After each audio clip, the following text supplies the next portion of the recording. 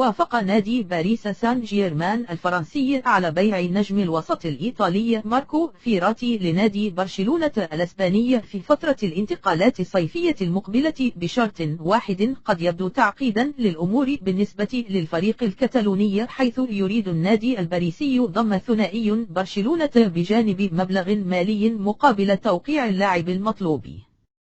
الباريس ما زال يحاول التعاقد مع فيراتي لترميم الصفوف في الموسم المقبل، حيث يراه الفريق الكتالوني خليفة شافي هيرنديز في خط وسط البلوجرانا.